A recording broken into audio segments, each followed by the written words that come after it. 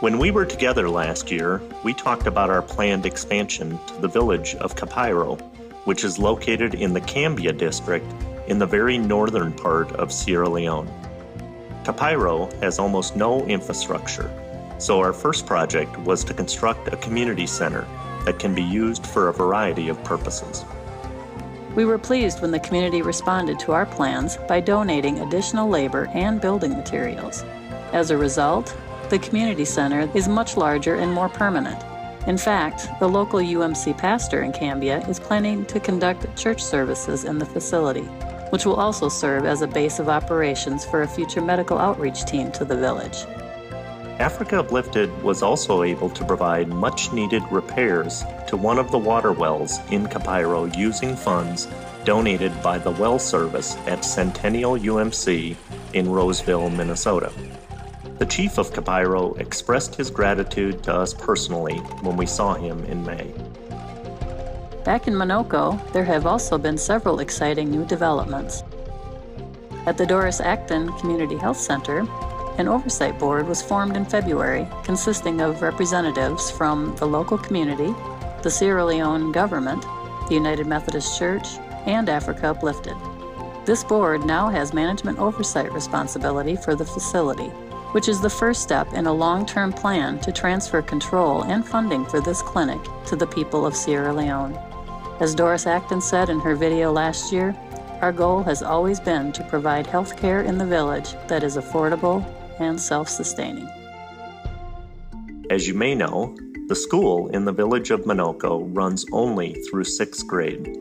Students who want to continue their education beyond that have to attend classes in the city of McKinney, which is 12 miles away, too far to walk every day.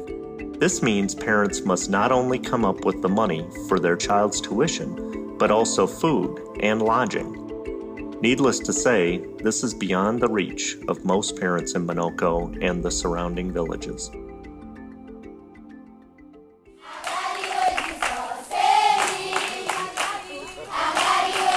Starting this year, Africa Uplifted began awarding scholarships to the boy and girl from Minocco who scored the highest on the 6th grade National Achievement Test. Raymond Kabia and Adama Fula won the scholarships and went on to JSS in McKinney this year. In May, Lance and I visited these students in their JSS classroom. It was really indescribable to see these young people whose education would have ended last year, but for your support. In Minocco, the primary school looks great. Last year, Africa Uplifted hired a custodian to keep up the grounds, and the difference is amazing. In February, one of our teams was able to connect the solar power system at the clinic to the school using funds donated by Hilltop UMC in Mankato, Minnesota.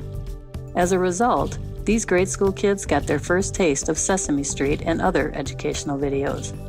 As any teacher will tell you, effective learning means keeping the kids engaged, and this improvement in the facilities hopes to do just that.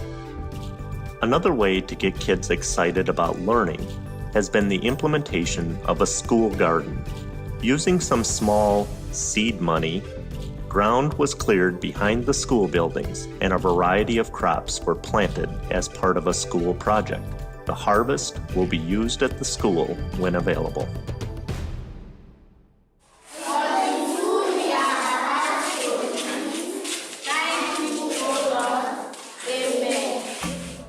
Our feature project this past year has been our new school lunch program in Minocco.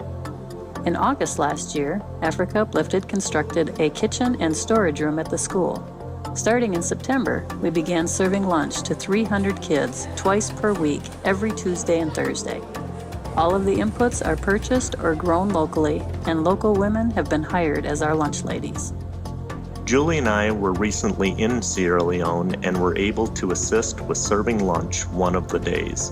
I can honestly say that this was truly one of the highlights from all of our years of work in the village. Thank you all for turning this into this.